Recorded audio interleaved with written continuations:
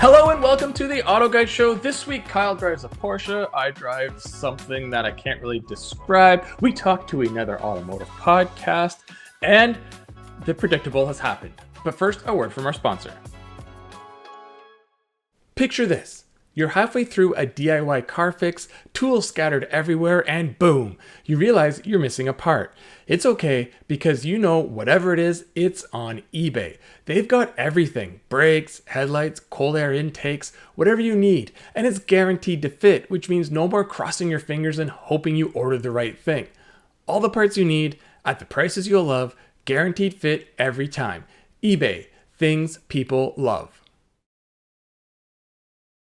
So kicking things off is a big brown, orange Porsche.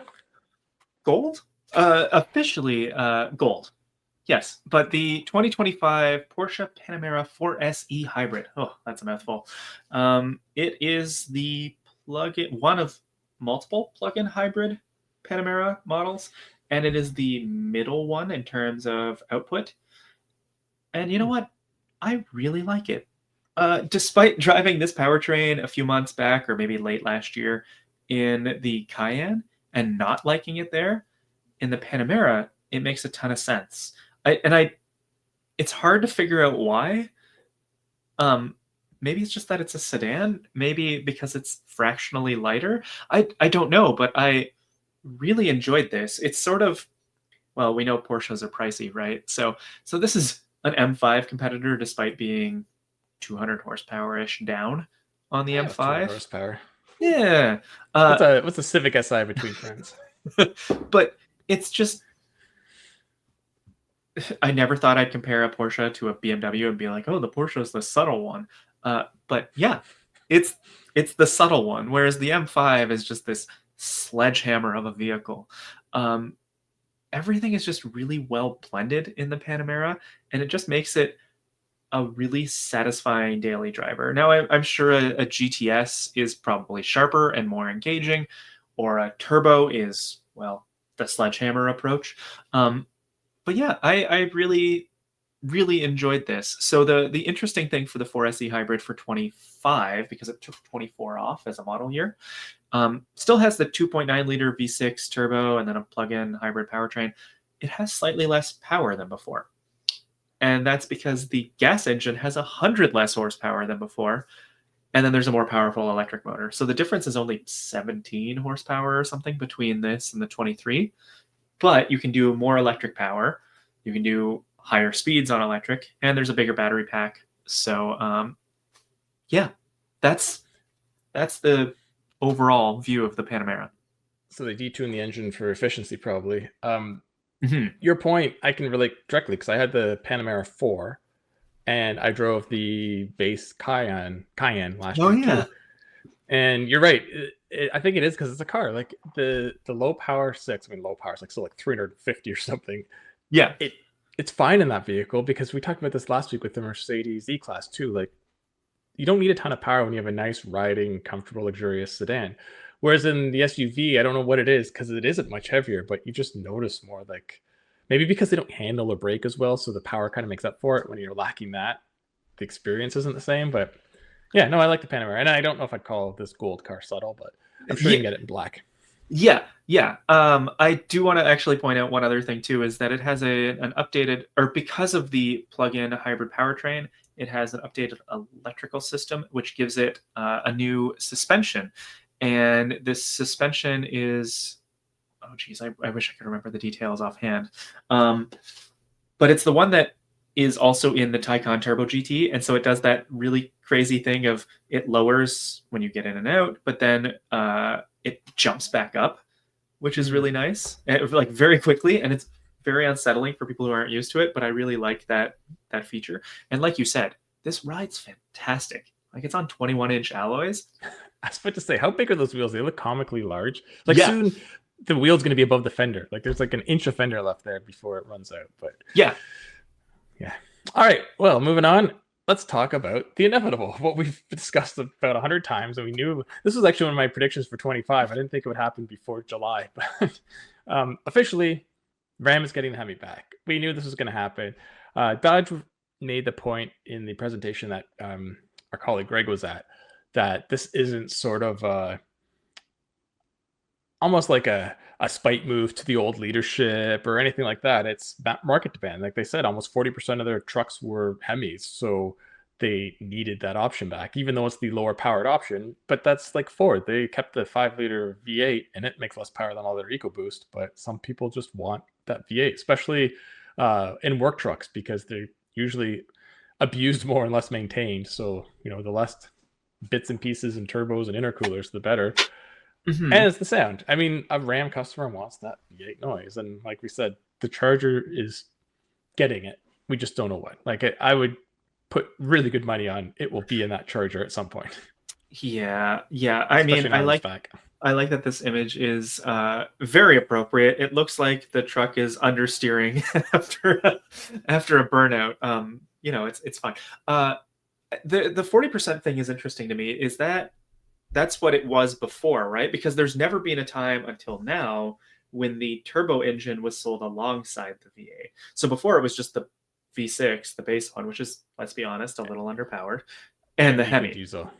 And oh yeah, that's right. Too. And the that diesel. made up a big portion too. And this Hemi's coming back as the top one, so it's the e-torque flight or whatever they called it. It's the one that I took on the long rally, which is a really good powertrain. Yeah, I was gonna say, like, it's very mild as far as a hybrid, but what it does is it just smoothens everything out, and then on the highways where you notice, because it shuts down cylinders, and I believe, and just kind of has the electric assist. So I mean, it's a good powertrain. It's less efficient, less powerful than the Turbo 6, but I mean, this is a business, and if your customers want the name and the noise, it's got a really cool new badge. I got to say that I really like the new little badge. You like the badge? Oh, I don't. Actually, I mean, the badge itself looks cool. It's just the explanation that Dodge gave about it is yes. No, but I mean, it's pure Dodge. Like, they have fun badges and do fun things. Like, if there's any pickup in the entire full-size market that needs a V8, it's this one. Like, that's its persona and customer base. Like, even the GM, who's still basically all V8, I could see them eventually replacing it, and the customers wouldn't be happy, but it would be like Ford. They get over it. Hemi, like, people call this like a Hemi truck probably more than they call it a Ram truck, so it makes sense. And I mean, they still call it a Dodge Ram too. Well, that's a whole other story, which should be a Dodge Ram. Having Ram separate for one vehicle. I know the Dakota replacement's coming, allegedly, but for like one van and one truck. Yeah. But anyway, I mean, Chrysler has a minivan, and that's it. So it's just sort of what they do. So the other big news... Oh, sorry, go on. I was just going to say, like, I really, now that we're going to have the V8 and the inline six together, like, I would really like to do a comparison test with both of them, because I have the feeling that the efficiency is actually pretty close between them. So I'd be very curious. But what were you going to say? Well, before I get to that, this is like, I was 10, 12 years ago when the EcoBoost came. Same thing. Like, I bet if we put them side by side, and we won't be the only, I think every publication in the world will, and you tow with them, the V8 is going to beat it. It's just... naturally happens because it doesn't need the turbos. Like, the 5-liter Ford would beat the EcoBoost. But the other news that was just announced 2 days before, or 2 days after we publish this, but a day before people hear it, is Dodge is going back to NASCAR, and they're starting in the Truck Series, which is sort of how they started last time before they expanded. And again, if the Charger gets the Hemi, that just would fit in NASCAR, and it's even a coupe now. So, like, they would actually have a rear drive coupe in NASCAR that has a V8. Chevy has that with the Camaro, but it would actually, well, they did, not anymore. And Ford with the Mustang. So is it going to get more people watching NASCAR? Probably not. It's probably the same crowd that's already watching it, but it'll have more interest focused on the Ram, which is the whole point of why you put your vehicle in a series like this. So we will see.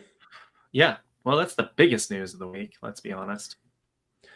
And then going back to another smooth riding Hemi. Yes. Not Hemi, sorry. Smooth riding SUV. Hemi on the mind.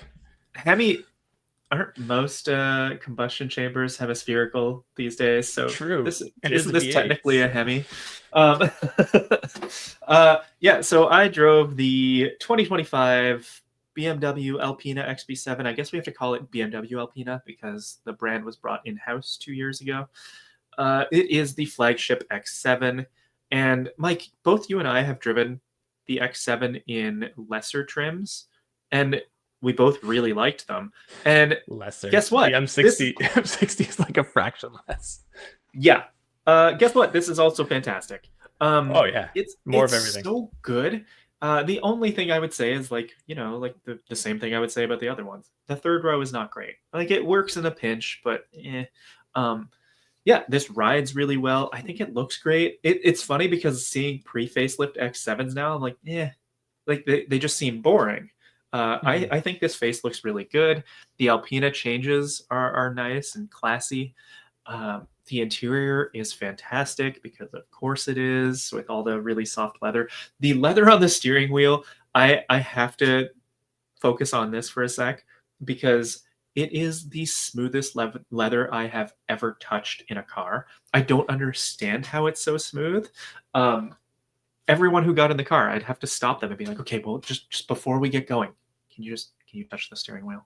Um, it's it's fantastic and it feels special. And I mean, the other things you're shopping for in this class, because it is a lot of money, is something like an Escalade V or a GLS 63. And for me, like this is the easy pick, unless I'm towing regularly or I have to fit adults in the third row. Yeah. I mean, I don't think either of those things are what this thing is for. It's for No. adults to just be cruising to whatever fancy people do that are out of our tax bracket. Yeah, yeah.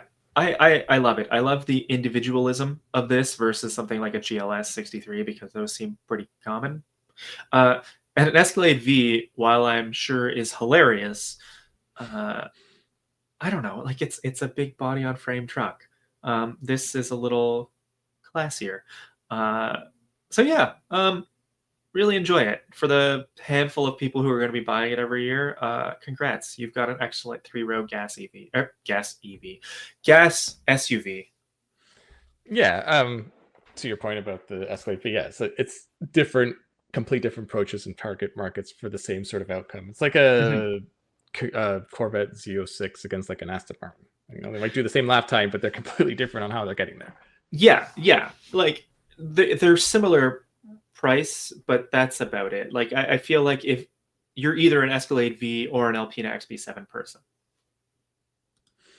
Yeah. So speaking of news of the week and weird sort of random drops, Subaru posted this photo, which clearly looks like a even wider body WRX with an STI wing and STI aggressive everything, and saying October debut.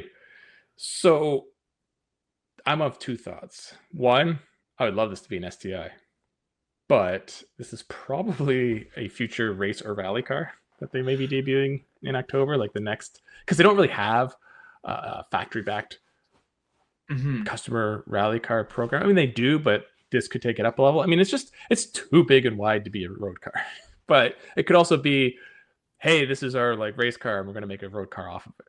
Yeah, I mean, can Subaru do like a low production? I don't know how it works in different markets in terms of an exemption and getting like a super wide body road car out there. Is that even possible? Well, I mean, it depends on the homologation rules, I guess. And I mean, in Japan back in the day, you could build basically anything, and you built one, and you said, "See, it's a road car," and then you can make a race car. So, again, the angle and the look, like, who knows what this is? Could this be their next GT300 entry to replace the BRZ? Maybe, but it doesn't look quite chopped up and low enough. It doesn't look like a rally car. It's got way too much ground effects for a rally car. Could they be going back to something like BTCC when the Lavorg used to be there? Could they be entering GT4 racing? Like, I really don't think it's an STI, but again, it could be the race car that they base the STI. So let's just go with the idea that maybe the STI returns. So what could it be? Yeah, what could it be? But I have an interesting little point that I saw somewhere on Reddit. I will admit that this is not my thought, but someone pointed out if you look closely at the back of the roof, there are what appear to be hinges that you would see on a hatchback. So maybe not it's a Lavorg. Yeah. So it was strange because like you can just barely see them. There's two little nubs there, and it's like, oh, that's like on the Crosstrek as an example. So maybe we're getting another WRX body, which is an odd choice. No, if that's the hinges, I mean that front end, like the Lavorg and the WRX are the exact same from the Yeah, passenger doors forward. So yeah, I'm looking at the picture of Crow. The wing's weird, but so maybe my whole thing of the Lavorg going back to BTCC might be right, or some other like IMSA, some other touring GT did the class, which would LaFord be go to cool. GT300? I Although, yeah, could. I mean, this doesn't look wild enough for GT300. the Prius was in GT300 at one point with a mid-engine V6, which is really weird. Yeah. But yeah, it's not a road car in this picture, but could it be the basis of something in the future? I mean, it's hard to tell from that image. I would love it to be a Lavore GT4 or even a WRX GT4, but if they were ever to go back to an STI, the only thing I can think of that they could do without having to, invest crazy money that would make no sense is I wonder how adaptable that hybrid system that they put in the Forester and Crosstrek is. If you put that onto the turbo engine, it's a very mild boost, but that would put Yeah. you at about 305, and you'd have way more instant torque. I mean, you're obviously adding a bit of weight, but it's all about that sort of new CVT that has the planetary gearing and everything there that could handle that power. So you'd release a WRX that is hybrid and CVT only. Yeah, or sorry, a new That's STI. true. Like I'm sure people That's true. I'm sure the fan base would love that. So they'd have to develop a dual clutch at least, or somehow figure it to work with the manual. Yeah. Yeah, that'd be a tough one. Well, I mean, Honda had a manual hybrid. It's doable. Oh yeah, I know it's doable, but I'm trying to save the money because they could put the digital cluster in from the hybrid Forester, fancy it up inside Yeah. and stuff too. But I no, mean, this is I definitely a race expect car. that for the WRX facelift anyway. Like, I assume that instrument cluster is going everywhere. Yeah, I mean, I'm curious. You have our attention, Subaru. It sounds like Japan is going to be a big deal for motor shows this year. Yeah, I mean, this looks like it could be a Pikes Peak car almost, but that's a couple months too late. Yeah. Quite a few months too late. But yeah, no, I think this is definitely some series. But you're right. It's not, like we both said, it's not crazy enough for a GT300, but this could be touring car. But just that wing is what's throwing me off. It's almost like an F1 wing just grafted on the back of the car. Yeah. I mean, maybe they're aiming for another. Didn't they do Isle of Man records for a few years there, which was a very odd thing for a car to do? Yeah. But yeah, Rallycross maybe a factory rallycross team. Yeah. Who knows? All right, we spent enough time talking about this car. Right. On to our last one of the week. It is something I drove, and it is the Ford Mustang Mach-E Rally. It's a lot of things, and that's sort of what my video review covers. Is this just too many things and doesn't make sense and gets lost in the fold, or is it sort of it does a lot of things for a lot of people? So I'll go through quickly what I said in the video. So Mustang name, I don't think it should have the Mustang name, and I say it in the video. It should have been Mach-E from the start. Even the script's kind of like the original Mach-E script. People would get the connection. You could keep the Mustang styling cues and, sort of that sports car coupe shape because, it's an SUV. It's always been one of the better performers with the GT and now the Rally. So yeah, it's a high riding, all electric SUV. So it isn't really a Mustang, but it is sporty-ish. So does it rally? Yeah, it's got an inch ground clearance. It's got all season tires, cross climate tires, so they're almost like really all weather tires. But they're not all terrains, but they're way more aggressive than that sounds like. And I took it on some dirt and had it in Rally Sport in their Whisper Unbridled. Engage Unbridled, yes, in the unbridled mode. And yeah, it'll slide sideways and keep it there, and pretty easy to do. And it's got skid plates, and it's got a rally wing. I don't know if you ever really need that, but it has a huge wing. Yeah, it has a massive rally-inspired wing.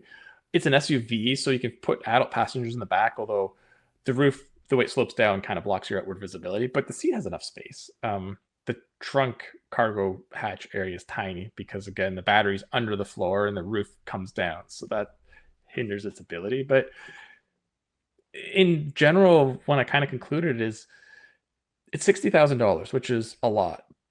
But for $60,000, you have an SUV with 700 pound-feet of torque that's got rally bits ready to go, will drift on dirt, can be perfectly at home on the pavement. Like, forget about EVs. There's nothing really on the road for 60 grand that does what this does. Like, for better or worse. There's like, name another, you know, almost 500 horsepower, 700 pound-feet torque SUV that's designed for rallying. It's Yeah. for 60K. Yeah. It's really odd, and it's hilarious fun. I mean, the yellow's a little bit much. Oh man, those wheels are awesome. I actually had someone at a grocery store somehow realize I got out of the car and tracked me down and asked me where I got those wheels, because he's from Europe and he had OZ rally wheels in the 80s on his 305, I think he said, and he wants them on whatever. He didn't tell me he's driving, but you know, they're like $3,000 a piece or something now, because the like historic collectors will want them for the, like, I'm talking the vintage. So I told him, go to Ford, maybe they'll sell you these ones for like $2,000 a piece. Yeah. So she's got like you know, like a 1997 Accord or something. Yeah, these wheels might be a little big. These 19s might look a little out of place. But yeah, no, I liked it way more than I expected. I've always liked the Mach-E. I think we've both talked about that. Just the regular ones are good. GT is a little pricey for the performance you get, but this is just, it's sort of like the Ioniq 5N, but in a different world of just, it's hilarious fun. Like, it's just fun for no reason, basically. Yeah, and I think that's like what makes the Mach-E Rally so interesting, is like you said, there's nothing like it. The Ioniq 5N is a little bit more money, but it's obviously road biased. But I think that goes to show, like, yeah, but I think that's the thing, is the GT is now kind of eclipsed by vehicles like that, whereas this, no one is doing it, and it's still really fun and a blast. And I think both that and the Ioniq 5N kind of show like what early EVs are capable of, right? And then we have stuff like what I'm driving this week, the diversity. Yeah, so like, I think this is fantastic. I'm so happy that Ford did this, because it does seem like a really great way to, you know, attack a whole different part of the market. And yeah, the regular Mach-E is good, so this is, it really goes to that, was it last week or 2 weeks ago, we had the EV conversation, and I said, like, they're expensive, so why don't you just make them a slight bit more expensive and go all in with something? And like I said, if I'm talking a regular Mach-E and you're comparing it to like other SUVs, like, oh, it's kind of pricey for what you get, and the GT starts to make a little more sense. But this is like, now all of a sudden I'm thinking, for $60,000 you get a wild machine, whereas a regular Mach-E is like 50. So yeah, like, pay to go up to this. And Hyundai has the XRT, which is like super mild compared to this, just like the GT is kind of mild to the end. So it's like they're both kind of picking their markets. Like, I mean, if Hyundai wants to respond with an XRT-N, all right, bring it on. Like, I'm sure no one will ever cross shop these, but like, here I am thinking, well, how much is on a 4Runner, like one of the hardcore off-roading ones? It's like, it can't be a very big difference in price. And I'm like, I don't know, if you're not going off-road, but you're like, I want to have fun on rally roads and like dirt, like, yeah, this is like the I mean, it's still not as capable, but like Trail Hunter Stroke, like, this is a dirt road, desert road trail runner, not a rock crawler. And when it does that, it's just, it's hilarious. It's, I mean, it's no reborn STI Evo with the super engaged feel and all these cool turbo noises, but it's, for how big and heavy it is, it still, and the soft tires, as we always say, just makes better ride quality. So win-win. Yeah. All right, well, we're just going to take a quick break on the Auto Guide Show, brought to you by eBay Motors. I'll be back with Greg to talk products, and then Kyle will return, and we will talk to the Unnamed Automotive Podcast, which are two of our really good friends, and we'll see if we can keep on topic. I really don't have much faith that's going to happen. And I'll be back with Colum to talk F1, and then we'll wrap it up. So we'll see you soon. Swapping out your tires? There's nothing like it. With eBay, you'll find the feel you're looking for, from smooth highway rides to grip for rough terrain. Get all the tires you need at prices you'll love. eBay, things people love. Once again, we have Greg joining us to talk about a new product. And what do we have this week? This is Meguiar's Citrus Power Cleaner Plus. I believe it's actually new for one of the last couple model years, such as it is for cleaning products. They sent me some to test a few months ago, and finally getting around to putting it to the test. It's actually kind of funny. This morning you messaged me and like, oh geez, what am I going to talk about on the podcast? Like, this is great. I have this cleaner sitting here, and my wife had the day off, so she was like, hey, if you want to clean my car, that would be great. I was like, this is winning on all fronts. So I just went out this morning and wiped out the back of she has a 2017 GMC Acadia, that is definitely been put through the paces with the use of elementary school children. My son may or may not have thrown up back there. So there's a bit of a lingering smell that hovers beyond the initial cleaning. So I went back there, did another once over, got in between the seats. And that's what's nice about this cleaner is it's good for like sort of softer surfaces like carpet, seats, things like that. So it smelled better. The citrus is nice. It's not like too chemically or too, car cleanery. So this is nice. And it's also very versatile. You can use it on like even engines and tires and wheels, which I haven't tried yet, but I think, if I maybe wash my own car this weekend, I might actually try it on the wheels. It's this is the 2006 Charger that I think the wheels maybe could use a bit of a once over, get some of that grime off. And then later in the summer, I'm expecting some tire shine to come in. So we'll save the tires for that. But very versatile. I liked it. Smells good. It's a basic cleaner. I wouldn't say it's like going to change your life totally. If you have a huge stain, that's going to totally revitalize that. But it worked. Things are cleaner. Things smell better. And it's even kind of like foaming, which I think is nice. It gives you a little bit of that kind of like on contact sort of action. So, if you're using, I was just using paper towels, but if you needed to use like a heavier brush or something like that, it would give you that kind of reactive isn't quite the word, but it gives you a little bit more of that tactile sensation. So yeah, it's a pretty cool product. I'll have to try some out. Well, thanks for stopping by and talking cleaners. By the end of this year, people should be able to have those cars spick and span with all the stuff we're telling them and accessorized. So this is just another product to try out. So thanks, Greg, and we'll talk to you next week. Sounds good, Mike. See ya.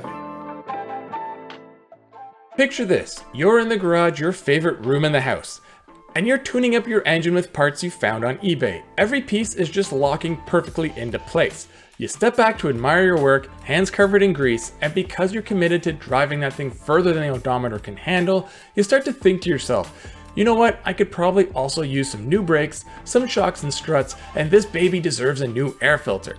So you head right back to eBay. You can find any part you need there. It's unreal. From wipers and headlights to cold air intakes, exhaust systems, and even that turbo you've had on your mind. eBay is the stock garage of your dreams, and you've got eBay Guaranteed Fit. Because eBay knows DIY fixes can be major, and mods are always intense, so you need to know that these parts guaranteed to fit every time before you dive in wrench first. And in the off chance you order a part and it doesn't fit, send it back, simple as that. You know what you love more than the car itself is driving it. You're serious when it comes to engine maintenance, and you're locked in when you're headed into a build. And that's exactly why you start with eBay, minor fix or complete overhaul. You want to get your ride back on the road, and you've got eBay Guaranteed Fit. So eBay created My Garage, where all you have to do is add your ride's info and get the exact parts that fit. When you see the green check, you're a click away from that part clicking perfectly into place. So now that you know all that, imagine standing at that open garage door looking at your car you love more than anything, knowing that anything is possible. Whether it's keeping it on the road forever or turning it into something that's never been on the road before. Because with eBay, your garage just got a whole lot bigger. Get all the parts you need at prices you love, guaranteed to fit every time. eBay, things people love. Welcome back, everyone. This week we have two special guests that Kyle and I have known for a long time, probably too long. If you could both introduce yourselves and what you do for our listeners out there. Sure. My name is Sam Assad. I'm currently the host of the Unnamed Automotive Podcast here with Benjamin Hunting. And I also have my byline in a number of publications all over the internet. I'm pretty much like you guys. I write about cars. I got my start over there at AutoGuide, and I love cars, man. Let's talk about some cars. My name is Benjamin Hunting. I co-host the Unnamed Automotive Podcast with Sami, and you can find it at unnamedautomotivepodcast.com or pretty much anywhere that you might be catching your pods. And I'm also an automotive writer going on 17, 18 years now. Aging yourself. I don't know if you're the host, Ben, because Sami said he was the host, not the co-host. So I know it's a delicate power dynamic that we're negotiating over the course of 8 years. Yeah, in our contract, basically, he has about 20 of the episodes per year. I have the other 20. And then we kind of wrestle for the remainder. of the episodes. Yeah. The wrestling's not competitive. You guys have a contract? Kyle and I just have to show up and talk. Well, Sammy signed something. I've never seen it. So All right. one of the first questions we ask is, were you born into a car family, or is it something that came to you naturally as a kid? I don't think I was born into a car family at all. My parents are not really automotive enthusiasts, but if anything, we're like the road trip kind of family. I think growing up, we used to just jump in a car and go wherever someone was feeling like we should go. And we would we spent a lot of time. Car? Pardon? Was it your car?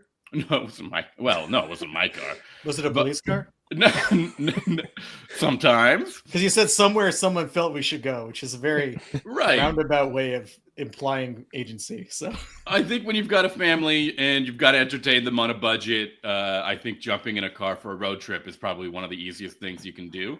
And we've done the sort of road trips where you go like across the country and all that jazz. Although we're not campers, we would stop everywhere. B&Bs, we used to love that kind of stuff. And that was that. But, I grew up in the suburbs of outside of Toronto and Mississauga, and you can't really rely on the public transportation out there. And everyone really wants to get to somewhere cooler than Mississauga. So a car was probably the number one thing you needed to gain some independence and status in your community. And I think, we always wanted to get our cars and leave that city. And that's what kind of led to, falling in love with the automotive industry, I suppose. Me and Mike have spent so much time in cars. We competed in 3 of those Mazda adventure rallies when we were working together, maybe 4. Does that still happen? No, those don't happen. They want to bring them back, but I always hear that. I mean, COVID really slowed them down. I think they'd stopped before that. But yeah, Sammy, we did 3 straight.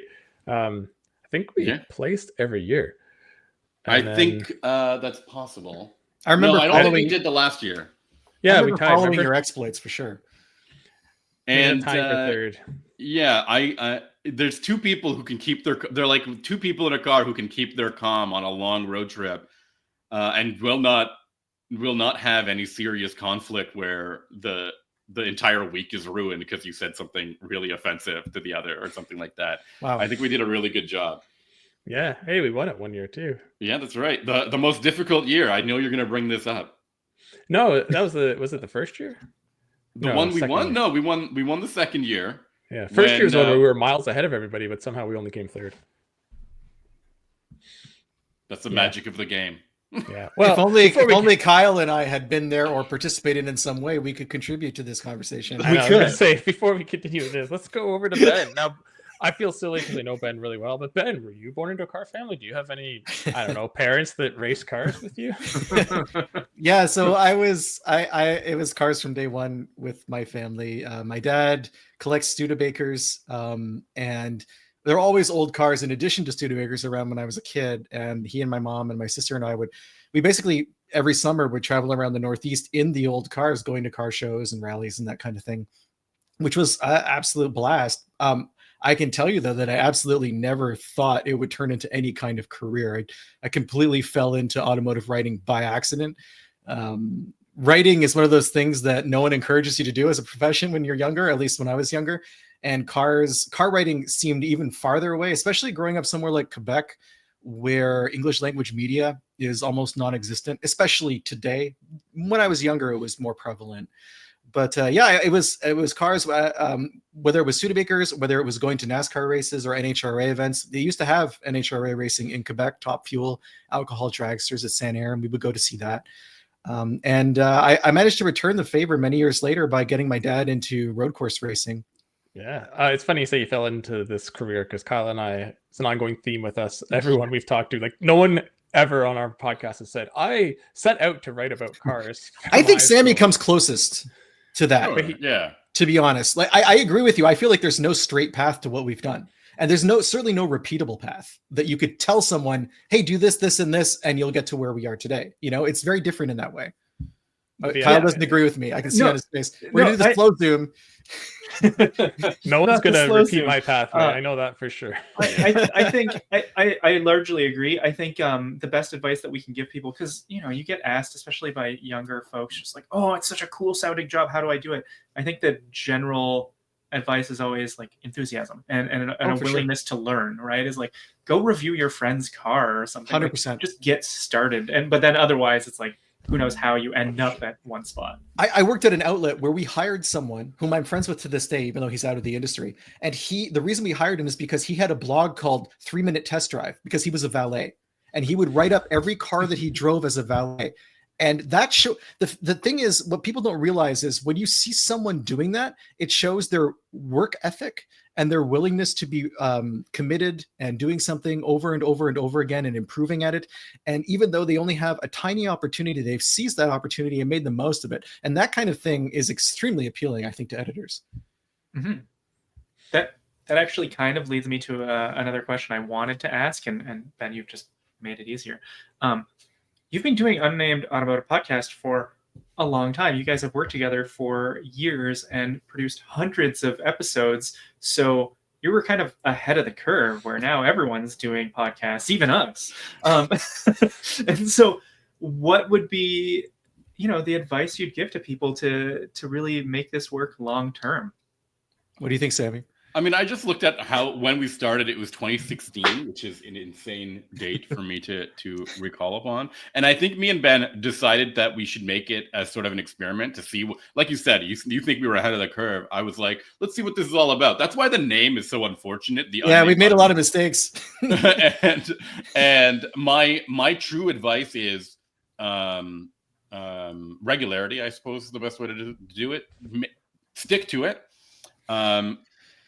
Publish as often as you can or on a schedule, and just sort of build momentum and keep that momentum going, because the moment you're no longer making stuff, people think you're no longer like a live publication, and they might not listen, right? But yeah, I agree. If they can rely on you to provide something every Sunday, which is what we do, they're going to fall in love with you. And the other thing too is, I think a lot of people focus on external metrics for success in something like podcasting. And if you're not a corporation, that might not be the best way to look at it, because you kind of want to find your audience. And if you have an audience that's there every week for you and that you engage with and that is excited to hear what you have to say, or at least interested, I mean, that's amazing. We tend to look down on anyone who's not speaking to millions of people every time they open their mouth. I think in the media industry, it can, especially with the rise of influencers, where the monetization of those types of audiences has really taken over as the end goal for creating something. But I think that if you want to create something, if you have an idea for a podcast and you can find your audience, that's great. I mean, that's an accomplishment. It also helps that you have a bit of personality, and for you guys, like, you know what you're talking about. You know about vehicles. We've all, being car guys that should know what we're talking about, have been in situations where you hear someone talking about cars, you're like, oh my god, like everything they're saying is wrong, and you don't even know the person, and you're not going to go interject. But I can see, for the average person, how do they cut through the noise of who they should really listen to and not? So over time, you've definitely built an audience. Expertise and personality are definitely two key aspects of it. I mean, you want to have interesting things to say. And by interesting, I don't mean like outrageous or cruel or whatever. Like this. What? You don't like our hot takes anymore? But there's ways to be funny. Also, the Alero is the best car of all time. There you go. So you could build an entire podcast around the Alero and how the Alero was overlooked and how canceling the Alero led to the 2008 financial crisis at GM. Yeah, absolutely. It did. And the housing crisis. You see, it's bottomless. It's Alero's all the way down. I mean, that's the bottom line. That's the name of the new podcast. Yeah. All right. Well, we talked about how you guys got to start. Now let's talk about present day. So usually we ask people, what's the favorite car you own? Which one do you want? Which one do you get away? But I mean, it's a little different for us because, well, for Kyle and I and Sammy, we're always in other people's cars, but you're not quite as much because you're an actual writer that can write about other topics besides how a car drives. So you got one up on me, that's for sure. But yeah, Sammy, you drive pretty much the same car as we do. Sure. What's something that's like impressed you? Not like, oh, it was the most expensive, coolest car, but what's a car, let's say, no, let's go with the last 6 months or up to a year that you're like, this is really well done for what it is. What is this, a quiz show? Like, I can't believe you're gonna say that to me. Like, that's difficult. I have to go back 6 months. That's like what, a car a week. Listen to this humble bragging. This is stressful. Yeah. Like, I don't know. Car I've week. driven like 200 cars I got to remember. Steer me blur. in a direction here. I'm also a successful father. I'm going to Well, it drop should be. that in. Yeah. Should be Yeah. something that's top of mind. So, all right, I'll tell you the one that I have used as a go-to for too long now, and I probably need a new one, was the first time I drove the new Santa Fe. I was like, you know what? This is exactly what that market needs. A usable third Okay. row that can completely fold away. I like the styling. The hybrid's good on gas. Like, I just liked everything about it. And it's so much cheaper than most 3 rows. Yeah, it's a little Right. smaller, but you don't need that much space. We It has had a better a- back row than others. This morning, we had actually a listener reach out to us who works at the Alabama plant in Hyundai for Hyundai's Alabama assembly plant and builds the Santa Fe. Ooh. Specifically to correct me, because I always say that the Santa Cruz is based on the Santa Fe, which is not true. It's Yeah. based on the Tucson, and he's 100% right. He had a whole bunch of other interesting facts about the Santa Cruz that he shared with us, but it's just a funny coincidence that we're already talking about the Santa Fe. I just replied to his email actually. I want to bring up a car that I've driven recently. Me and Ben have both actually driven it recently, and we had like interesting kind of discussion on it. And that's the 2025 Toyota Crown Signia, which is this car that presents itself as an SUV, but definitely feels like a Camry wagon, but is priced significantly more than a Camry would See, be. he asked for a car that you liked, and you picked the car that you liked the least over the That's last. not and, totally true. Have argued with me twice about how like my opinion is wrong. I think the reality of this vehicle is that I think I really enjoy driving it, but every time I looked at the price and what you're getting for the price, I went, what? And if it was cheaper, if it was closer in line to a Camry, it would be such a perfect car for so many people. And by not calling it a wagon, they also gain a lot of respect from buyers in the market. Don't you think so, Ben? I mean, you think it should be I love how you just handed that off to me. Like I now have to defend your points. That's right. I don't think it's a Camry wagon. I don't think presenting as a Camry wagon would be a win for them. No, that's really. what I mean. Exactly. But I think if maybe they took the interior down a notch and sold it cheaper, it would be. I just don't. I think your problem with the car is you don't see who the market is for it at its price point. And I don't know why I'm talking about the Crown Signia now. Something I thought I'd never do again, but I guess I am. I love that we all have Crown Signia hot takes because I really like the vehicle too, the way it drives. Like I was actually shocked how good it drives. But I think it looks great too. Like it's a handsome vehicle. Mine was like bronze and brown inside. And that's all I want. The name Crown is my hot take. It needs to be off that car. You're just confusing people. You got a Crown, I got a Crown Insignia. They're not even related. I mean, it's true. They are, but they're not. So and the Crown is like a sports utility sedan, right? Like that's almost how it looks, which is even odder. It's like they're trying to resurrect all these things that should be left in the past permanently. Yeah. The Subaru says. I'm going to inject another hot take into the Crown Signia discussion because someone we all know, Dan Ilika from Auto Trader Canada, says that it's like the best car you can buy under $100,000. I mean, that's I don't think that's true, but it is a very good car. Like in terms of what it does and what it aims to do, and I was like, I don't know, but I do struggle to come up with a better one. Maybe the Santa Fe. I could come up with you want a dozen better ones right now because I can do that. Yeah. Oh, let's make it 2 dozen. We can keep this train going under $100,000. Better than the Crown Signia. Ooh, Sammy probably writes out that list every night before he goes to bed. 100%. It helps us sleep. It really does. It's my vision board. I think the Camry Cross is just missing a good engine. I think the hybrid engine's not amazing. If it had the up power, the hybrid max from I agree. regular Crown, that's a mistake. Fantastic. But Sammy's point, then you're adding another probably $5,000 to the price. Yeah. Then you're all and then Lexus is looking at you like, what are you doing? Well, Lexus is already looking at this car. Like Lexus is already like, why isn't this an ES Cross? Or whatever. It's an unusual vehicle to begin with. They could have called it the GS. They don't have a GS anymore. They could just made this the GS, and then you have like the GS wagon, and it would have been interesting. But those 690s fanboys of the GS would be outraged that you're using that nameplate on an SUV. I see a couple of like pretty clean 90s GSs on Facebook Marketplace every once in a while, and I'm tempted for some reason. I love the GS 400, like the one back in the day. That's a car that's under 100,000. That's better than the Crown Signia. We're not talking used cars, all right? Because we're going to bring the Alero back up. Oh yeah, I can do like 100-point restoration on a GS 400, and it would still be better than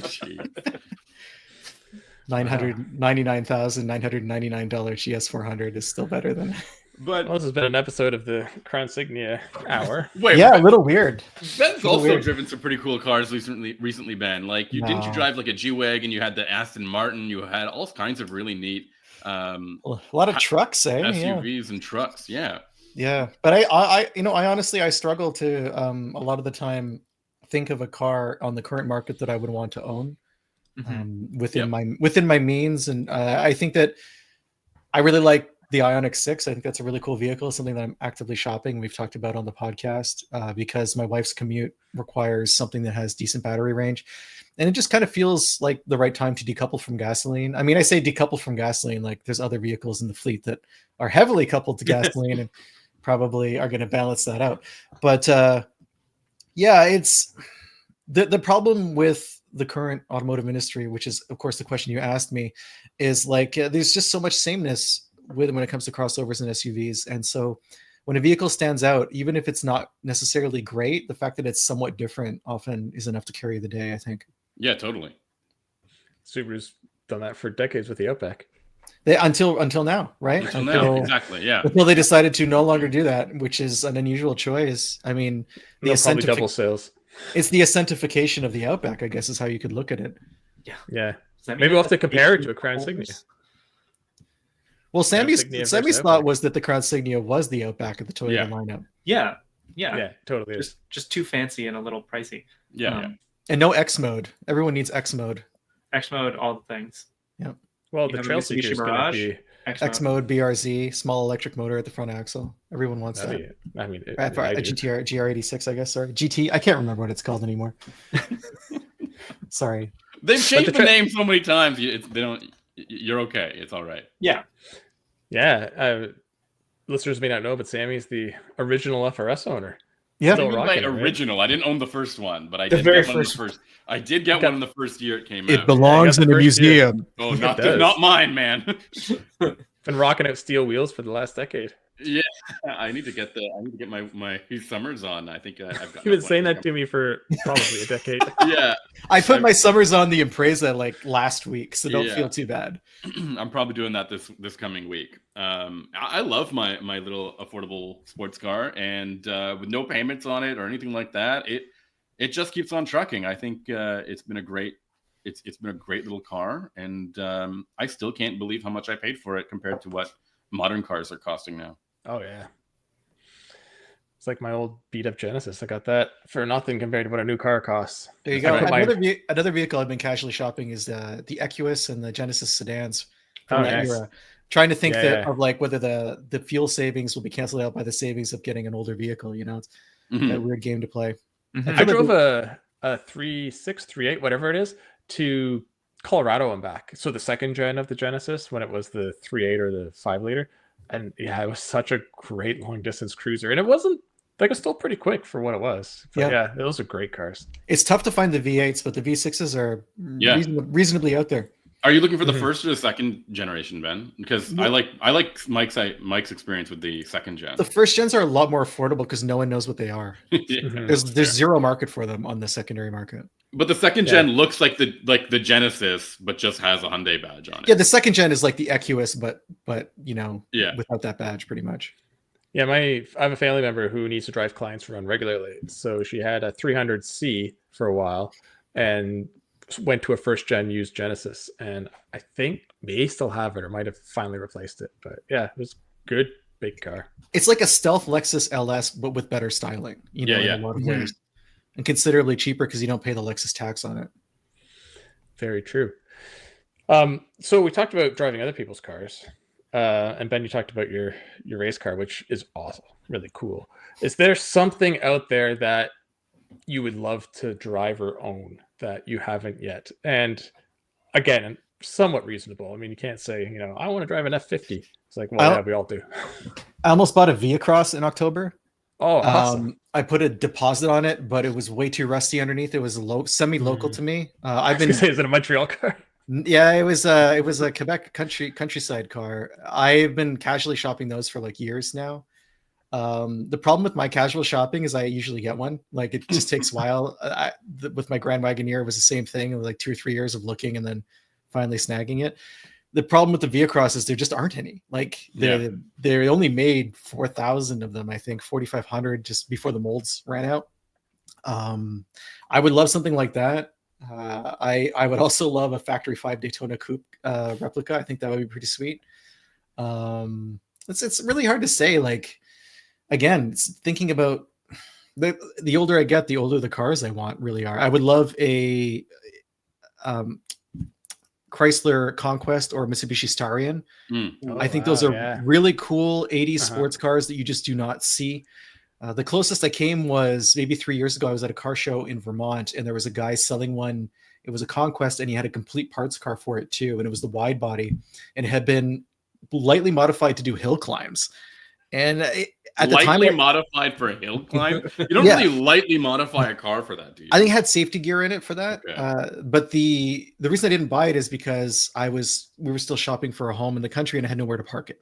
So that's the only reason I didn't go home with it, basically. But you pass on those opportunities and they never come up again. Like, I'm not going to casually find another cool Conquest. It's just not out there. The closest I might come to casually finding something like that is another vehicle on my list, which would be like an 82 or an 83 Celica Supra, which scratches a similar itch, although more of a grand touring car than a sports car. And I do see those come up, but people who own them think they're worth like 5 or 6 times their actual value right now, thanks to all the auction shows that we've been bombarded with on television. Yeah. If you got this story, and it's funny you said it'd be a parts car, because getting parts for that would be a nightmare. Would you try to stick it with the original engine, or would you swap something a little more modern that you could get parts for? As someone who has done the swap it for something a little more modern, I can assure you there's nothing more expensive than doing that. Yeah. So I don't need a third LS powered car in my driveway. So I would probably go as long as I could with that 2.6. I think the biggest hassle of owning a Starion or a Conquest are the automatic seatbelts. Which are like horrendous, something we never got in Canada. But I remember growing up, my grandmother, who spent a lot of the year in Florida, she had a Ford Tempo that had that system. And it's just so weird. It's like the warden is locking you into the seat after you close the door and start the car. Yep. So I know that all of the Starions have that quote unquote feature, unfortunately. Yeah, my SVX that I had, the 97, that was after they ditched that. And I remember getting in some newer or older ones and having that. And that's the same thing. They always broke in those cars. And then your seatbelt stuck at the front of the window. Remember BMW for a while? I don't know if they're still doing it, but in the coupes, they had that like vestigial plastic arm that would like push the seatbelt towards the back of your head. They still do it. Not to the back of your head. And then if it's very, very cold out, I remember being like minus 25 and the arm would be like, and it's terrifying noise, right? And it's like right here. Right here. That was like the clutch pedal on my Alero when it was really cold out. It was terrifying. Sammy, like what do you want at you. I mean, I have a fourth Outback, maybe like a sixth Outback. No, I got rid of my other Outback. Now I just have one. I had a manual Outback that was really a reliable, like go anywhere kind of vehicle. I already miss it, but I have feelings like Ben. I have a 90s car that I think would be really cool to own, but probably not very realistic in a Mitsubishi 3000 GT VR4 or a Dodge Stealth twin turbo. Both of these cars are like, they were ahead of their time. They're loaded with all kinds of cool technology, all-wheel drive, twin turbo V6, and were impossible to keep running. And well, your son's hands are still small enough to fit into the tiny gaps in the engine bay to do the really complex repair work that's required. Yeah. I mean, I don't know how well eBay Motors likes us using child labor for engine modifications or repairs, but yeah, I mean, if that's something that we're willing to endorse, yeah, I guess we can get them going there. But on the other end of the spectrum, I'm always looking at some slightly newer, high horsepower kind of cars, things like R35 GTRs, or even the Red Sport 400 versions of the Infiniti Q60 and Q50, as long as they have the right steering setup. Those are really surprisingly quick. They're really stylish. They're reliable as far as I understand, and they kind of kick butt everywhere, man. I think they're all at the takeover shows now, so I don't know if you'll be able to find them. Are they really? Yeah, they've just gotten melted discs and tires. Yeah, you'll just hear them at 2 a.m. at the nearest intersection. I guess they've replaced the G35. That's the Yeah. as the vehicle of choice for constant redlining. Yeah. Oh yes, straight piped. Yeah, I love the 3000 GT. It was ahead of its time. Rear wheel steering, weighed almost 17,000 pounds. Active aero, Yeah. which is like pretty crazy for a 90s car. And that's why everything broke. Like everything broke. There isn't you look at any of them on the marketplace, and it's like you have to list what is still working, and it's a sad list. So It's I like don't those think in these the- cards exist. Those in the FDRX7 are like the two Exactly, two bubble cars that are like the hardest to maintain. I neglected to mention that the FD is like at the top of my list as well, but they're just not realistic anymore for what they bring to the table, unfortunately. They are such fantastic cars when they're in great shape. Like Mazda Canada here has one that I got to drive many years ago. And it was like one of those old cars I drove. I was like, oh my God, like, this is still amazing. Because you drive some older cars and you're like, I'm sure it was cool in its day, but kind of a disappointment now. But you took it for a road trip and you had like some circumstance happen to you. Did you have a flat tire in it? Yeah. Yeah. The tire blew out at about 70 miles an hour. That's scary. It should have been, but it was like, there's blue smoke behind my car. And I thought, the rotary's gone. But then I was like, now it's vibrating a lot. And I just I was passing a truck. So I finished passing it. And then I pulled over on the shoulder. And then I got out. The tire was shredded because I couldn't stop right away. So by time. But yeah, I put on the spare. The rep from Mazda Canada was awesome. It was like Saturday night. I think he's at like a family cottage. And he tracked down a tire that would fit it for me at some shop that had to open up. And I got my Good Ride tire put on. That was the name of the brand. Nice. And Good Ride, fantastic price. Finished the trip. I was going Toronto to Ottawa, and I was probably 2/3 of the way there. The most terrifying part of that was not the blowout. It was, this is way before Waze. So I was using, like a Garmin GPS. Like we didn't have phones doing this yet. And it took me from the tire shop up to Calabogie Motorsports Park along the most rural back roads at midnight. And I have never in my life before or after seen so many deer. And I don't mean like the odd deer running out. Like you take a corner and there'd just be like 15 deer on the road and on the side. Like a cabal of deer, like having a meeting. But just everywhere. It was like at night in that area, I guess no one ever drives. And I was petrified because like the FD is a cool car, but it also has 92 safety rating and it's tiny. So I don't want to hit a deer. And I don't own it. I think it's probably the most beautiful Japanese car of all time. And I think it's, for me, in the top 5 designs, period. Certainly of the modern era, just in terms of how gorgeous it looks to this day. I think the other interesting thing about the FD, because I drove the same one you drove, Mike, and what really got me was how the interior has managed to not feel dated in a way that a lot of 90s cars have. Like the presentation of what you're looking at, it feels like it's still compelling. And I think that's very rare for that era. Mm-hmm. No, I agree. It's because it's sort of like Mazda's now. It was very conservative, minimalist. So it wasn't like my SVX had all this fake wood trim everywhere that was like way over the top, which is cool for the 90s. But now you like it now, but like, No, but I mean, this is a thing about like dating, like design dating itself. And me and Ben have this conversation with modern cars where interior design is kind of completely gone and has been replaced entirely by screens, which when the car, Ben always says this, when the car is off, there's no design, right? There's nothing happening in there. Just black plastic. It's hideous. Yeah. And I think in a few years, maybe 10 years or less, we're going to look at this design as a fad that was like, what were we thinking in terms of creating something dramatic and creative? I really think it's going to be as dated as a lot of the 80s designs that we see, where like there's like a parametric EQ and like just like the weirdest controls on the dash and stuff. And like, it's funny to look at, but it's not something that you needed in any of those vehicles, right? It was gadgets and gizmos to try and lure people in. And I think we are really deep into gadget and gizmo territory now, because modern cars are all similarly good and it's hard for marketers to differentiate them. And so they're like, well, we're going to put like 17 acres of screens inside, and that'll somehow impress people into buying it. And it's something we can put in the brochure. It's something the salesman can easily say to a customer. It's got one more inch of screen real estate than the competition, and you're like, wow. You see that in press releases now, right? They'll show the combined screen inches. Yeah, and that's you're such a weird stat. like, who cares? Like, there are different aspect ratios, so that doesn't matter. It almost feels as bad as megapixel selling for cameras Totally. back in the early 2000s. That's a great analogy.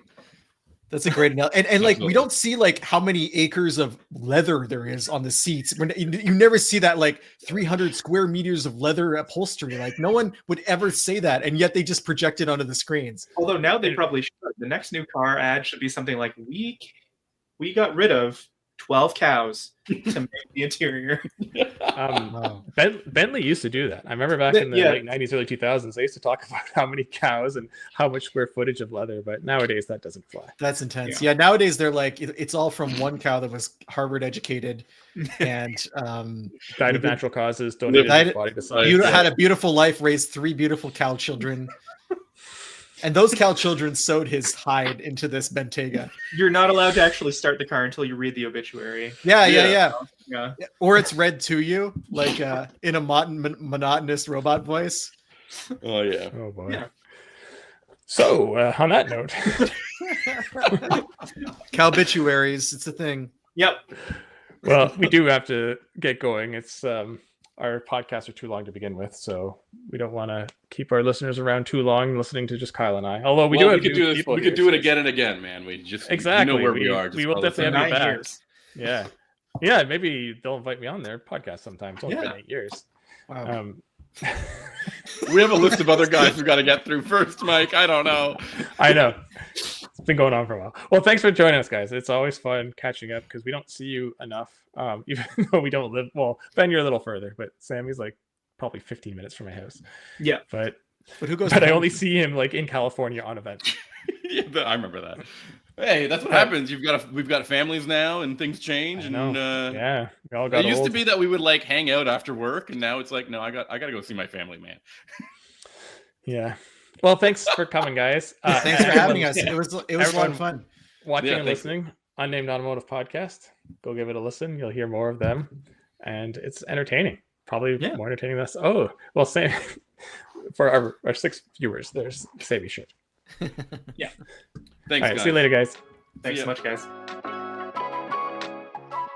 All right, welcome back. We have Colum joining us once again, and this episode's already gone real long, but there's so much to talk about. So we'll do like a lightning round. So we'll have to skip the pleasantries and get right into it. So what do we got? Awesome. Okay, there's lots going on. So first, here's a little shot. You probably can't tell. This is Kayumi Kobayashi, former F1 driver who hasn't been in a car in 11 years, driving the Haas car at the Circuit Paul Ricard, the 24 Hours of Le Mans track, where he would normally be racing a 24 Hours of Le Mans Toyota car. There's a Toyota connection. I just put this here. This is really sort of unimportant news, but it feels like every week there's another indication that Toyota is getting more serious about F1. He has a post as well on the Haas channel talking about how there's actually a mandate from Toyota corporate, from Toyota-san himself, basically to say we need to build a path to get Toyota racing drivers into F1. So it's coming. Again, I think it'll just be the drivers at first, and it's a path. But I every week this is my mantra. Toyota's coming to F1 in a bigger way than I think they've hinted so far. Yeah, and Kobayashi, perfect test driver. He knows what's going on, and he can be your gateway to get your guys in, because you don't want to have a Red Bull situation where you just throw someone into a car they're not familiar with. You do not. He was great. I loved Kobayashi when he was if you watch the old races, fabulous overtaking. Guy probably should have had a better seat, but whatever.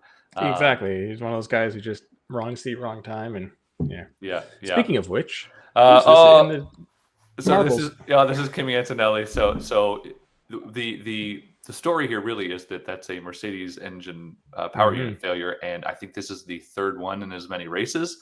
So it's just less about this and more about you should look at that in the future. And obviously, McLaren, our front runners, are running Mercedes power units too. So maybe they'll swap them out early just to avoid it or have a good luck. But there's certainly some.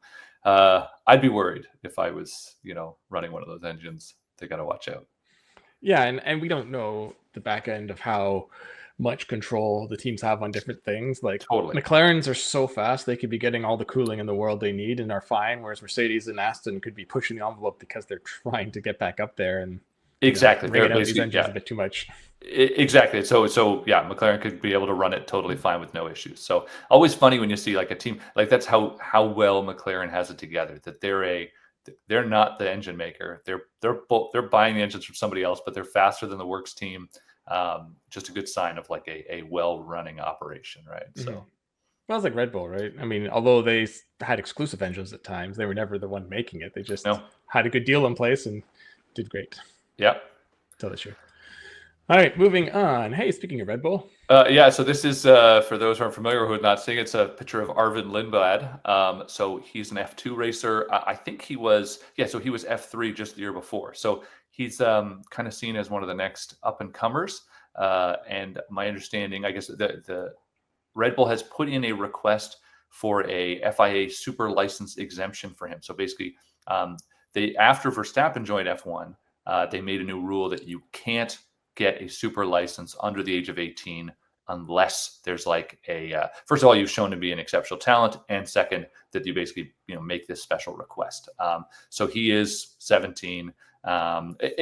Kimi Antonelli got the same exemption. It worked for him, but there's sort of an urgency based on the fact that not just of the second Red Bull seat, but the fact that Verstappen could be, potentially out of a seat in the near future for a race if he gets a race ban. So they may actually really need to find somebody to bring up and put into a seat. So it looks like he could be coming, and I'm sure we'll hear a lot more of his name in the near future. So he actually won the Spanish race too. So he's up and coming for sure. A race ban? I don't know. Max drives cool-headed all the time, especially last week, or I guess this week or 2 weeks ago, whatever it is. So basically, this story is this is the guy who's going to be in Running Bulls at the start of next year, Red Bull mid-year, and then off the team completely by the end of the year. Oh no, yeah, it's the curse. Well, first we got to give Hadjar's got to be terrified into going to the Red Bull seat before then, and then underperform. So Hadjar's been great this year though, so very impressive. You're saying if Max doesn't calm it down and ends up with a race ban, he's probably the one that put in before Lawson. It's just got to be here's a weird. We're probably going too long, but here's a weird idea. If you're Red Bull and it looks to the end of the year that you're not going to win a championship, I guess I know that the penalty points expire, right? So they don't carry on forever. But if if enough of them were going to carry on to next year, and you knew that you weren't going to win the championship in the end of the year, would you do something egregious to get one more point, get a race ban, and get it over with to reset your points? So there's a weird, basically don't handicap a future year. Give yourself all the space. But I don't know how many of those points will fall off by the time next year comes around. So it could be a moot point. So it's like a sports team that intentionally tanks where, they start throwing away their talent so they can get even worse. So they get a better draft pick. Yeah. Start losing on purpose. Yeah, and the only other thing we were just talking before we hopped on, just hot off the press, is a rumor that Aston Martin is talking to George Russell. So we could see George going there in the future. Who knows? Actually talking to him, because it seems like every week they're talking to Max, they're talking to George, they're talking to Lance. I think they're just looking for someone. Well, I think all of them are talking to everyone all the time, especially with Lance Stroll's future kind of in doubt right now. But I feel like also if you're George, you're doing it to one of the articles I read basically is talking about how he was seen hugging Flavio Briatore. Like, you make friends with everybody because even if you want to stay at Mercedes or whatever, you want to make sure that they all know you could go somewhere else. And that helps your bargaining power, right? Not just to get a seat, but to get more money for your seat, right? So. Well, and I mean, you watch Drive to Survive and the drivers, we've got to wrap this up, but it's a small group of people and you're with each other for over half a year everywhere. It's like even this industry, like all the people who write for other sites, we're competitors technically, but when we're together, we're all friends too. So yes, you have dinner with those people, you share cars with them, you do a lot of things together. Sometimes you're even like, ask guy from a competitive site, can you hold my camera for this shoot, right? The shot, people help you out. It's like any sport, right? Like all these guys that are on opposite teams are friends off the field. So it's people just like to read into things. Well, like I said, this is pretty long, so let you go. Just need to end on the best quote of the week, which was Lando Norris after the race. Did you see when they were watching the replays in the scrum? Like when they have the top three finishers are watching? Yeah, I know. And the whole time you're just waiting for them to show Max punting George. And when they finally show it, they're all three of their faces are like, oh. And then Lando immediately says, I did that once in Mario Kart. Love it. Love it. So yeah, that was definitely the quote of the week. All right. Well, this is an off week, I believe. And then it's Canada next week, right? It is. Yeah. Our right. home at native land. Yeah. If anyone wants to bring us to the race, we're available. Yeah. Let's go. Father's All Day. right. Well, yeah. Thanks for joining us. We'll talk to you next week. Thanks. Take care, Mike.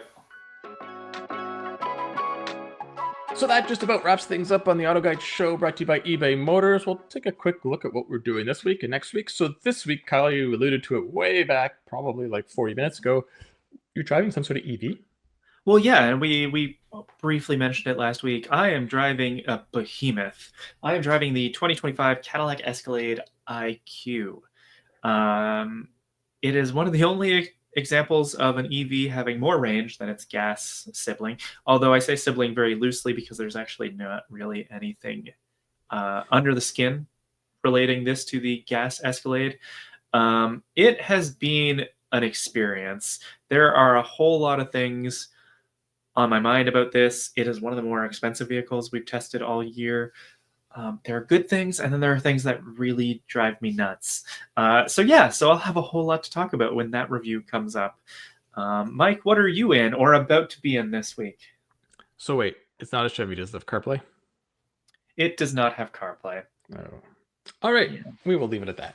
I too am going to drive an SUV that drives on all-electric power for about less than 30 miles.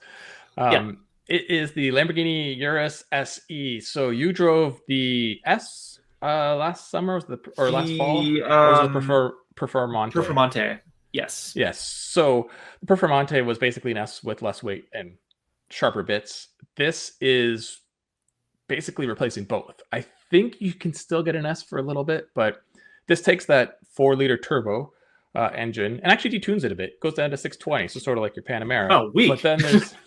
But then there's a massive electric motor paired to it that puts power to, I believe it's 789 horsepower. So essentially it's the same drivetrain that's from the Porsche Cayenne Turbo SE hybrid. I think I got that name right.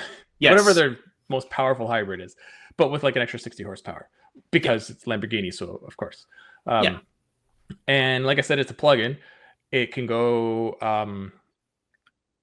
it's unknown. It's 37 miles, I think, in Europe, but the American cycle is always like almost half that. So I really plan to see what it is if I ever get it fully charged, which I'll get to in a sec. I'm hoping I can do over 20 miles, hopefully 40 kilometers, but we'll see. It goes up to speeds of 70 or 75 miles on the highway, but it's going to be one of those sort of like the Corvette E-Ray. I'm trying to be very gingerly on the accelerator to not get the gas engine to kick in. So you were saying you'll get to the charging. What's the story there? So I've been researching the charging, and it appears it has a max charging speed of 7.2 kilowatt for its 26 kilowatt hour battery or something. It appears being a plug-in, and I mean this is the case with the plug-ins. It's not fast charger capable because they have to put a bigger charger. You have to put a giant, like they said, if you wanted to put the 11 kilowatt charger in it, that's adding a bunch of weight, and they were trying to it's already I think 700 pounds heavier than the Chunky regular boy. Yeah, it's like 5,500, and I think the one you drove was like somewhere in the mid 4s. It's got some weight. So I mean, with the battery the size it is, actually a pretty big battery for a plug-in. It will take 4.5 hours to charge on a stage 2, which most people that own this will probably have one in their house. I mean, I don't know why they wouldn't after they spent the money they did on one of these. So it'll just charge overnight for you and you'll be good to go in the morning. It's just you can't go to like, a service center and charge it up in 10 minutes. But like the Porsche, you can push a button and have the gas charge it as you're driving. So there you go. So there you go. So I'm looking forward to it because I have never driven the Urus. You have. I drove a very different Lamborghini last year, but I have driven various versions of the Cayenne and then rivals like high-powered BMWs and Mercedes. But I have a feeling this is gonna set a different level in response and performance and probably ride quality. Yeah, and then on Monday, when we are getting out of these vehicles, both you and I are getting into manual rear drive BMWs. We have a really fun comparison lined up, which is the M2 and M3. Same engine now because the M2 got an upgrade. So they're both at 473 horsepower. They're both 6-speed manuals. It's just, do you want the sedan or the coupe? They probably weigh about the same. They do. Which is so weird because the M4 is supposed to be the M3's twin, but Yeah. very, very, very confusing. But yeah, so we will get to that in the weeks to come. And next week, we will have some more stories. We have some comparisons and whatnot that I'll post. But until then, we will see you later on this slightly long episode of the Auto Guide Show. So long, everybody. Picture this. You're halfway through a DIY car fix, tools scattered everywhere, and boom, you realize you're missing a part. It's okay because you know whatever it is, it's on eBay. They've got everything: brakes, headlights, cold air intakes, whatever you need, and it's guaranteed to fit, which means no more crossing your fingers and hoping you ordered the right thing. All the parts you need at the prices you'll love, guaranteed fit every time. eBay, things people love.